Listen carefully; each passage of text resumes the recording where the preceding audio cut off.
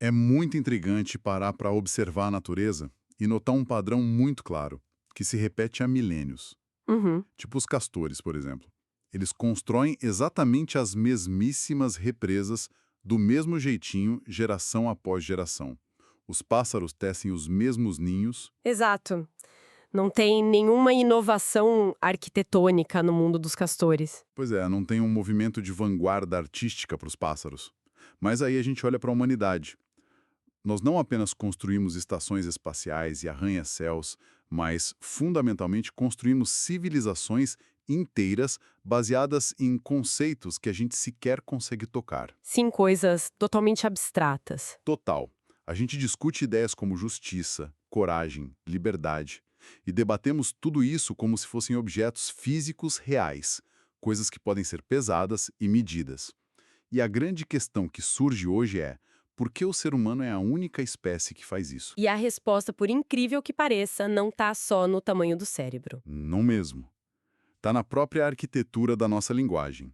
E é por isso que hoje a nossa investigação a fundo vai focar nas famosas designadoras de substância. Para quem está nos acompanhando, a gente vai usar como base a obra clássica, o Trivium, além de algumas notas cruciais de gramática geral e lógica clássica. Estou muito animada para essa conversa, porque olha, a maioria esquece que a linguagem costuma ser tratada apenas como um veículo utilitário, tipo, uma ferramenta simples para pedir um café ou dar um bom dia. Aham. No entanto, os materiais que a gente vai dissecar hoje mostram que a linguagem é, na verdade, o próprio andaime do pensamento.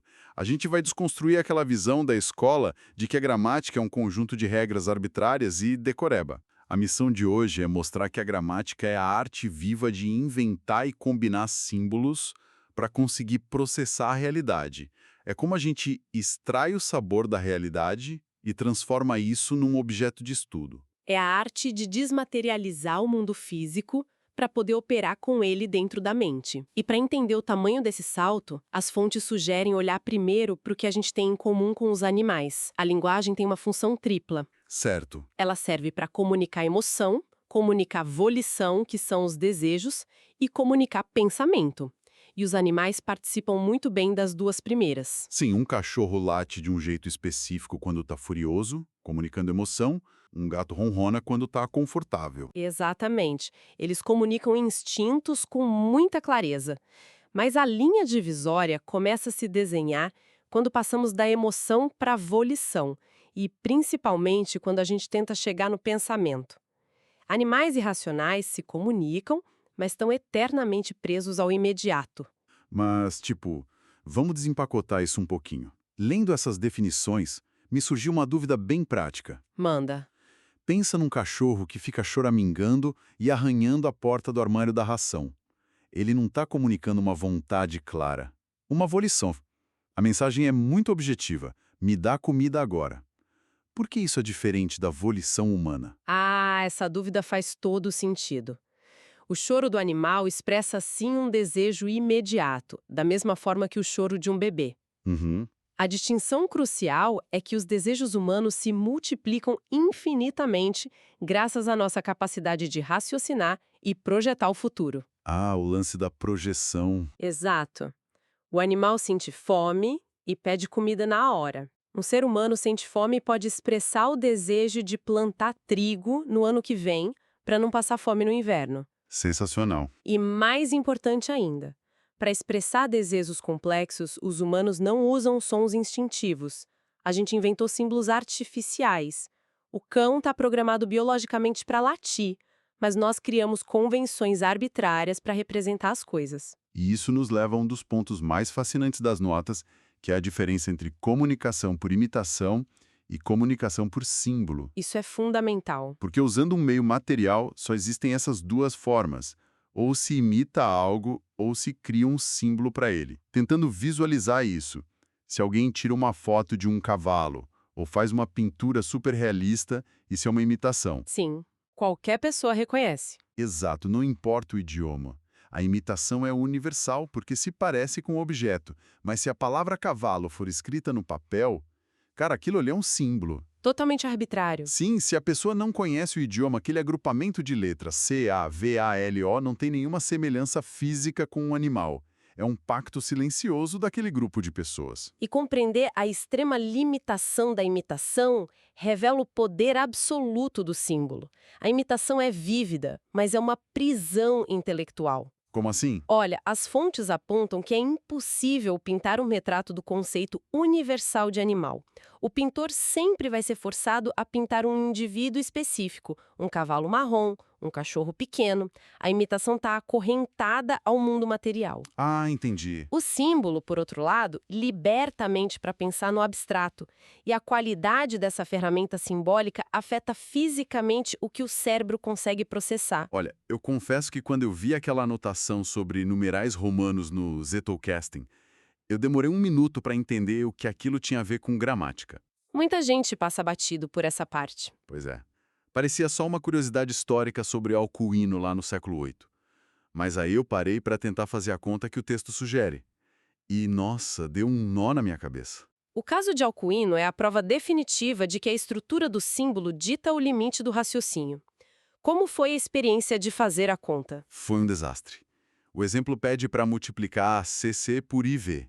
Aham. Com o nosso sistema de numerais arábicos, 200 vezes 4 dá 800 num piscar de olhos. O cérebro quase não faz esforço. Mas com numerais romanos, CC vezes IV resulta em DCCCC. Fica quase impossível. Sim, não tem lógica posicional. O C vale 100, não importa onde ele esteja. E o pior, não existe o número zero. O sistema é puramente aditivo. A pessoa precisa ficar inventando letras para lidar com quantidades maiores. E por não ter o zero nem o valor posicional, o cálculo abstrato vira um esforço hercúleo. Os matemáticos precisavam usar ábacos físicos para compensar a falha do símbolo escrito. Faz todo sentido. Quando os numerais arábicos entram em cena, eles trazem uma tecnologia simbólica superior. A ferramenta correta acelera e expande o que é possível pensar. E esse mesmíssimo princípio se aplica às palavras que a gente usa. E isso levanta a grande questão do nosso mergulho de hoje. Se o símbolo é uma tecnologia tão revolucionária, como é que o cérebro fabrica um símbolo? Aí entramos na mecânica da gramática geral. As fontes detalham esse processo em 3 etapas mentais essenciais. A primeira é o percepto, certo? Isso. O percepto é o contato bruto, a imagem captada pelos sentidos externos no momento exato do encontro com a realidade. Tipo, alguém entra numa sala, vê uma cadeira de madeira, sente a textura e percebe a cor. É o momento presente. Perfeito. Assim que esse estímulo cessa, entramos na segunda etapa, que é o fantasma. O fantasma seria a imagem mental na memória. Exato. A pessoa sai da sala, a cadeira não está mais lá fisicamente, mas a imaginação consegue ver a cadeira na mente. E foi bem aqui que eu empaquei. Porque, parando para pensar, um cachorro também lembra onde enterrou o osso. Um gato lembra onde fica o pote de ração. Com certeza. Eles claramente têm memória visual, eles retêm esse fantasma. Então, qual é o ingrediente humano que falta? O que é a terceira etapa, o tal do conceito? Eu tentei criar uma analogia aqui para ver se faz sentido. Manda ver. É a diferença entre o fruto físico e o sabor dele. Imagina uma laranja. Uhum. O percepto é morder a laranja e sentir o suco. O fantasma é lembrar dessa laranja amanhã. Mas o conceito é a capacidade da mente de extrair apenas a ideia de cítrico. Brilhante. A mente ignora a casca, ignora as sementes, ignora o tamanho da laranja e isola puramente a citricidade da coisa. É o salto da abstração. A metáfora do sabor traduz perfeitamente o que a lógica clássica defende. A palavra abstração vem do latim abstraere, que significa tirar de ou separar. O intelecto separa a natureza comum e descarta as diferenças individuais. Então, quando eu olho para a cadeira, eu jogo fora se ela tem 3 ou 4 pernas e guardo só a cadeiridade da coisa. Isso. Ou a arvoridade de uma árvore. E é essa capacidade de formar conceitos abstratos que difere a inteligência humana da inteligência animal. E isso nos leva direto às palavras que dão nome a essas essências. As chamadas designadoras de substância, que são os nossos famosos substantivos e pronomes. As notas dizem que eles são palavras categoremáticas. Categoremáticas porque possuem significado por si mesmas. E para explicar como isso funciona na frase, as fontes trazem as 10 categorias do ser de Aristóteles. Mas, peraí, Aristóteles. A gente estava falando de gramática e do nada pulamos para metafísica grega. Como um filósofo explica o idioma? A conexão é deslumbrante, vai por mim. A gramática é um espelho da realidade. Aristóteles observou que tudo no universo cai em duas divisões: a substância e os acidentes. E a substância é o que existe por si mesmo. Um homem, uma árvore. Exato. E os acidentes são 9 categorias, tipo quantidade, qualidade, tempo, lugar, ação. O detalhe é que o acidente não tem existência independente. Ele precisa existir dentro da substância. Tipo a cor. Sim, a cor azul não passeia pelas ruas. Um carro azul passeia. O carro é a substância que dá suporte para a qualidade azul. Fazendo uma tradução disso para algo mais visual, é como se a realidade fosse uma peça de teatro. Adoro analogias. Pode falar. A substância é o ator principal. É a entidade que conduz a história. E os acidentes são o figurino, a iluminação do palco, a época da peça. O figurino sozinho jogado num canto não faz nada. E a genialidade disso é ver como a gramática reflete esse palco. O espelhamento é cirúrgico. A essência da substância veste a roupa do substantivo, o nome das coisas. E os acidentes, como cor e tamanho, vestem a roupa dos adjetivos. E a gramática clássica nos dá ferramentas lógicas, como os casos, para mostrar as relações dinâmicas entre essas substâncias. Casos como nominativo, genitivo, dativo e acusativo. Ah, as notas trazem aquele exemplo sensacional da Fórmula 1 para ilustrar isso. A frase é: o Ayrton Senna ultrapassou o Alain Prost. Vamos dissecar essa frase. As regras gramaticais estão literalmente mapeando a física da corrida ali. Senna é o substantivo operando no caso nominativo, que é o sujeito, a substância que toma a ação. Uhum. O Prost é o substantivo operando no caso acusativo, o objeto que sofre a ação de ser ultrapassado. E se a gente for além, tipo, Senna entregou o troféu para o Prost, aí a gente vê o caso dativo em ação. A frase é a representação mecânica da realidade. Mas lembra daquele salto da abstração, do abstraere que a gente falou agora há pouco? Lembro, a citricidade e a cadeiridade. Que ela consegue fazer um truque de mágica linguístico. Ela pega um acidente, por exemplo, a qualidade de ser suave e concebe isso como se existisse por si mesmo. Uau! Ela cria o substantivo abstrato, a suavidade. Exatamente. Pega-se a ação de correr e cria-se a corrida. E, de repente, a corrida vira o sujeito da frase. A corrida foi emocionante. Um acidente virou o ator principal. E a autora da fonte defende isso com muita clareza, né? Ela diz que o progresso intelectual e científico de uma cultura é medido pela proporção de substantivos abstratos que eles usam. É a tese central dela. É a mente dizendo para si mesma: eu sei que a justiça não é uma coisa material, eu não vou esbarrar na justiça andando na rua, mas eu vou criar um substantivo abstrato para ela e vou tratá-la como se fosse uma substância concreta, para poder construir tribunais, debater leis, moldar a sociedade. É transformar acidentes em objetos puros de pensamento. Indivíduo, espécie e gênero. Um substantivo ou um pronome pode simbolizar qualquer um desses três. Lendo as notas, os exemplos clareiam bem isso. A Eleanor Roosevelt e o bucéfalo, o cavalo de Alexandre o Grande. Ambos são indivíduos.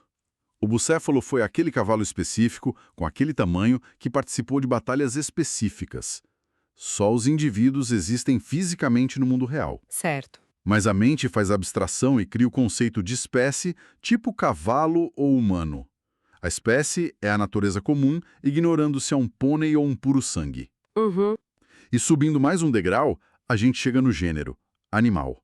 Uma classe super ampla. E o uso dessas palavras universais parece trivial hoje, mas imagina a ausência delas. Foi o que mais me deixou de queixo caído na leitura.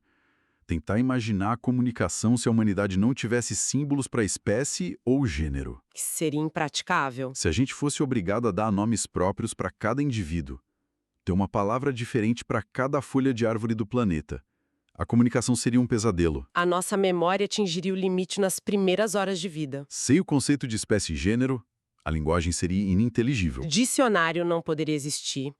Numa feira, ninguém poderia pedir uma maçã, porque maçã é uma palavra universal que designa a espécie.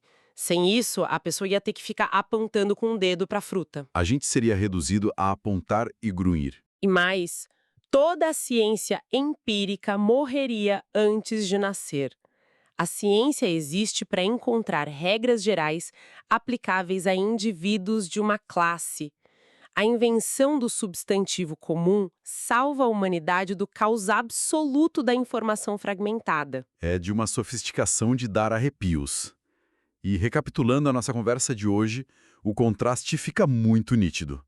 A gente começa lá nos grunhidos instintivos, esbarra no limite da imitação, e aí a genialidade do símbolo liberta tudo. Os sentidos entregam o percepto, a memória guarda o fantasma e o intelecto extrai o conceito puro. Exato.